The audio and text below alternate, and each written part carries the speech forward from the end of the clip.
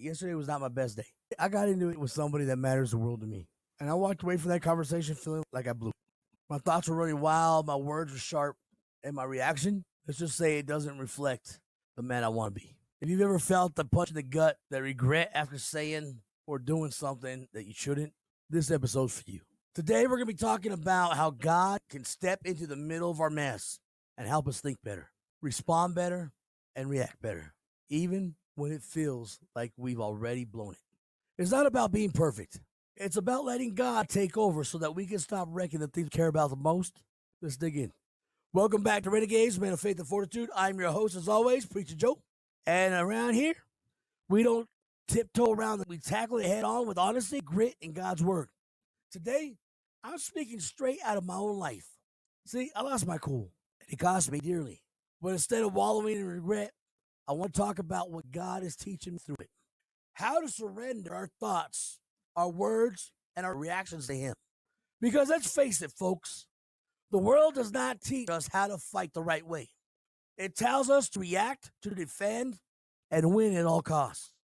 But God calls us to something higher, something better.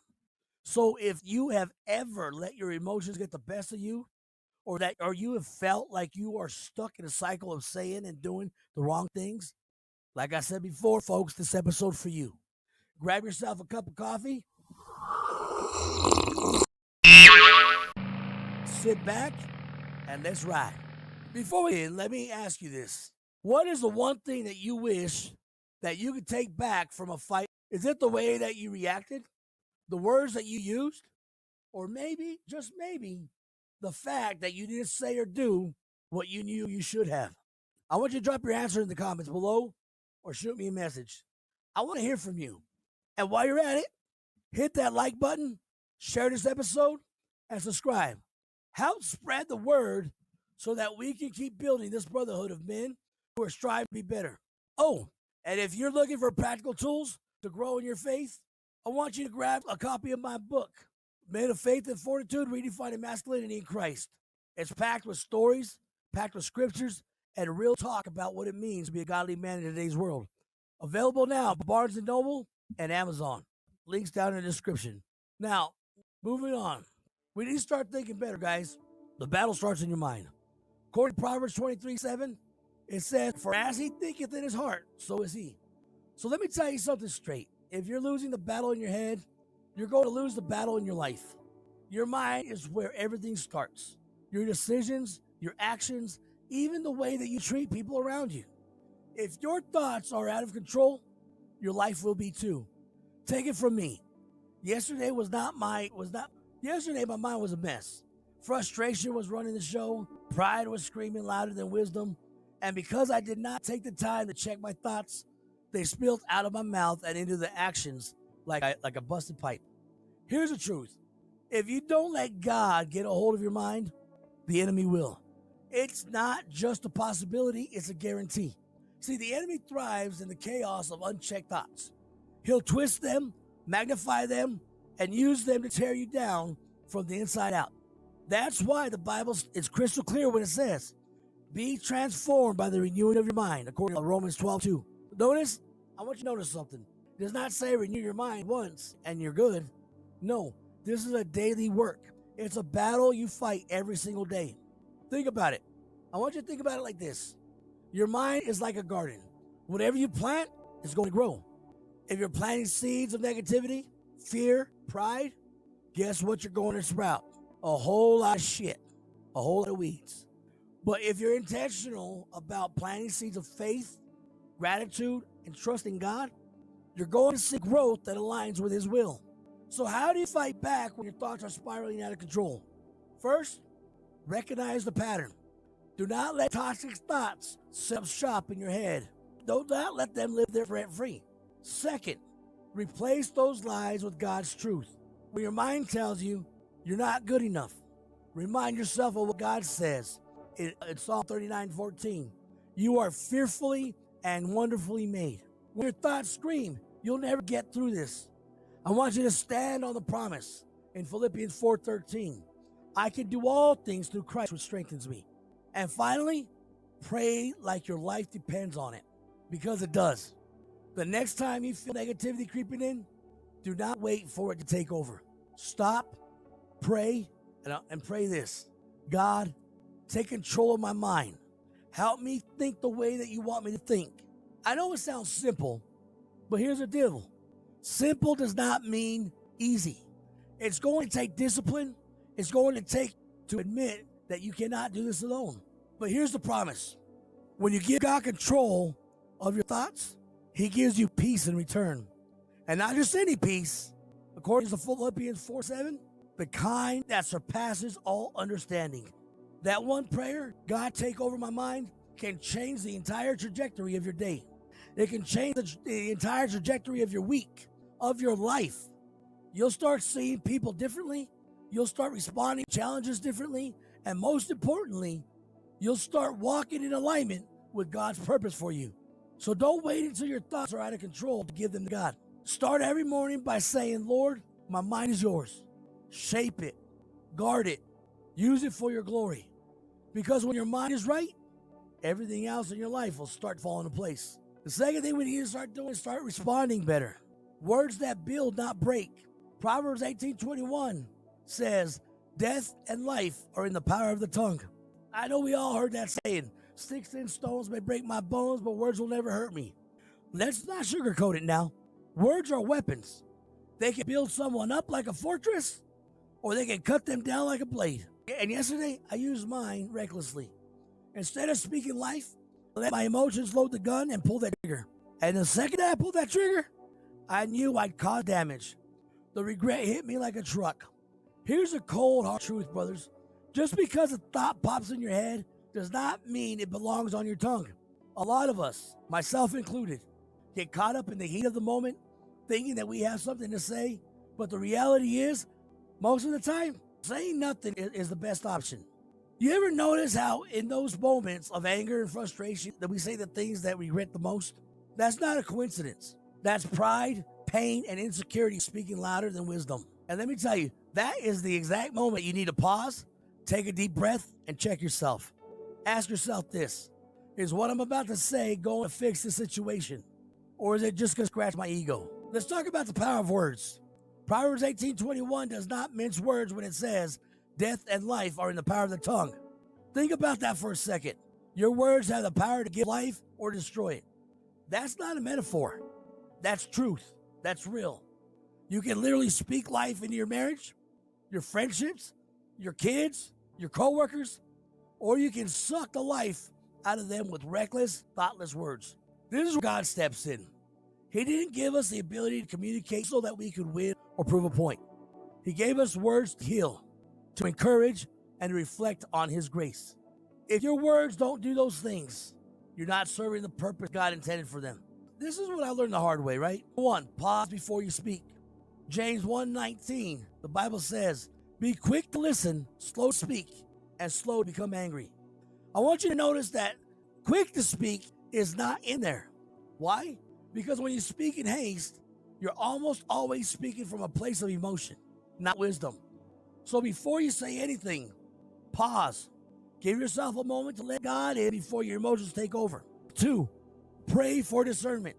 When you're standing in the middle of a heated conversation, the enemy is going to whisper all kinds of things in your ears. He's going to tell you, say this. They deserve it. But don't forget, God's there too, reminding you of the bigger picture. Take a second to pray, even if it's under your breath. God, give me the words that heal, not hurt. Help me speak from your wisdom, not from my pride. 3, choose words that build.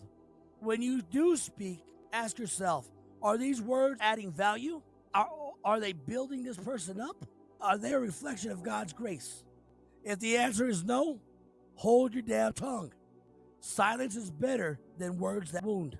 And 4th, own your mistakes.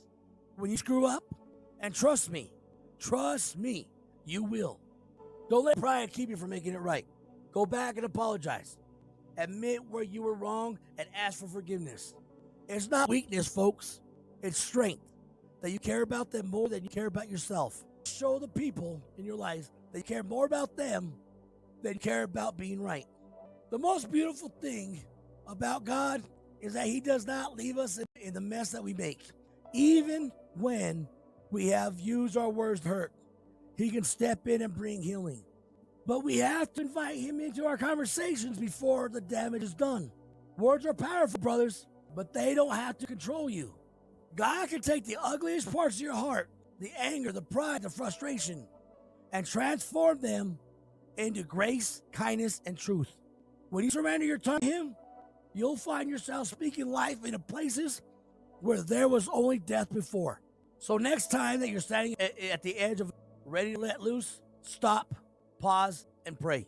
Ask God to help you see the person in front of you the way that he does, okay? Let your words reflect his love, not your frustration. Because at the end of the day, it's not about winning the fight.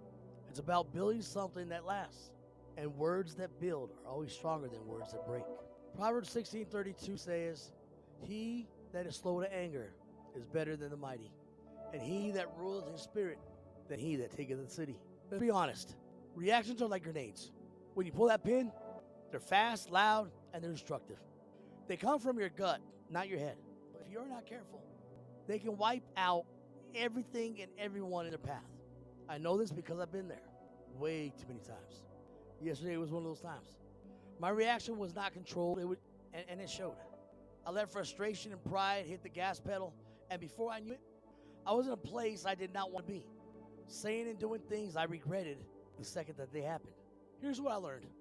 Anger in itself is not the problem. Even Jesus got angry. You remember when he flipped the tables in the temple, right? See, the issue is not anger. It's what we do with it. God calls us to be slow to anger because reacting in the heat of the moment almost always leads to damage that we cannot undo. When we react without thinking, without praying, without praying, we are not operating from a place of strength. We're operating from a place of weakness. Proverbs 16:32 says that being slow to anger makes you mightier than the warrior who conquers a city. Let's think about that for a minute. In God's eyes, the ability to control your temper is more powerful than any physical feat of strength. Why? Why? I don't get it. Because it takes more strength to control yourself than to control anyone or anything else.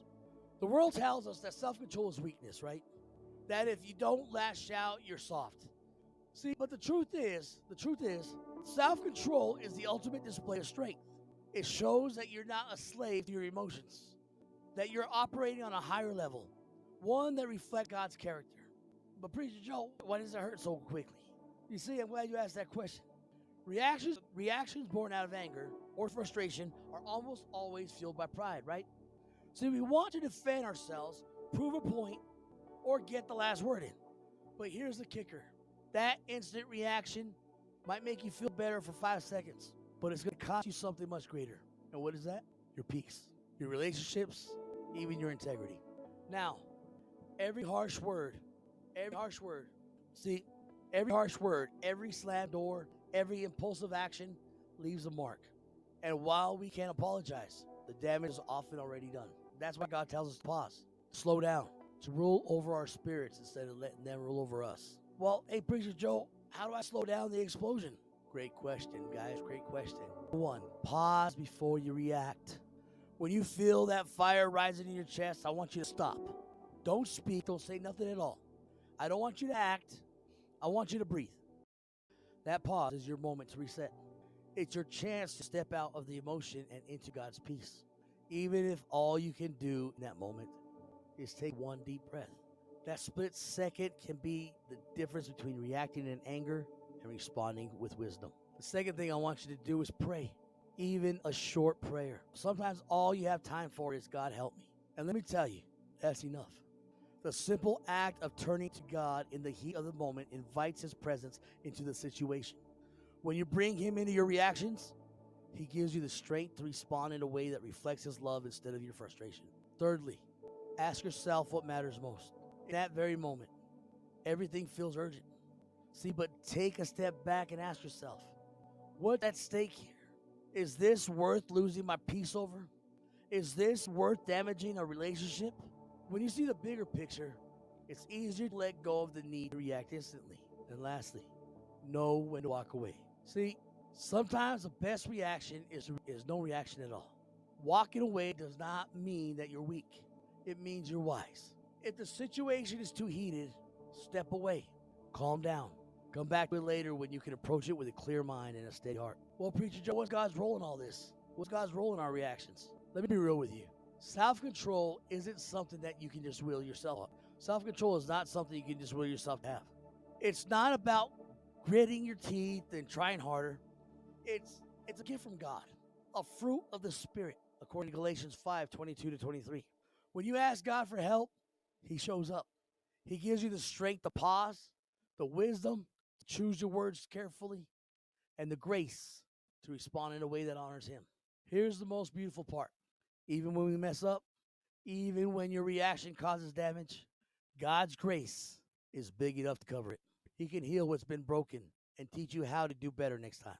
You see, one small prayer can create one big change. Next time you feel yourself about to explode, don't rely on your own strength. You know why? Because you will fail every single time. Instead, pause, breathe, pray. God, help me see this through your eyes. Help me react in a way that reflects your heart, not my emotions. That one prayer can save a relationship. It can protect your reputation. It can give you peace when you normally feel chaos. More importantly, it can keep you aligned with the man God is calling you to be. A man who does not let anger control him, but who chooses self-control as a sign of strength. Now, before I go any further, I want to invite you to something special. This Thursday, on Thanksgiving Day, 6 p.m. Mountain Standard Time, I'm hosting a Thanksgiving live episode on Facebook, TikTok, and YouTube.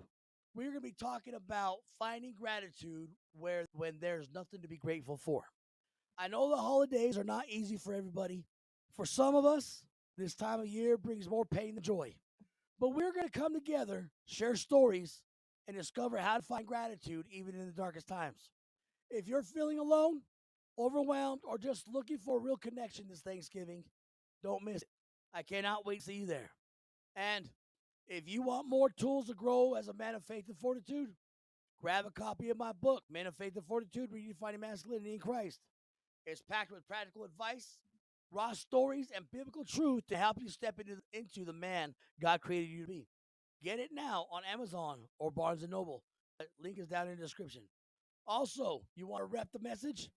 Check out Warrior Spirit Warehouse, where we outfit the battle-ready believer. We have anything from hats, t-shirts, to doggy bandanas. Man, we got everything from your little newborn baby to dad, all the way down to our four-legged furry friends. We got gear that reminds you to live boldly and unapologetically in your faith. Head over to the store, grab something for yourself or someone that you care about. Link is also down in the description. And if this podcast is making an impact in your life, consider supporting the mission. Every dollar helps keep the content coming and spreads the message of faith and fortitude to men who need it most. You can donate directly at our website, Renegadez, or you can just links down in the description as well. Let's keep building this brotherhood together. So here's your full throttle moment. Here's the part that y'all been waiting for.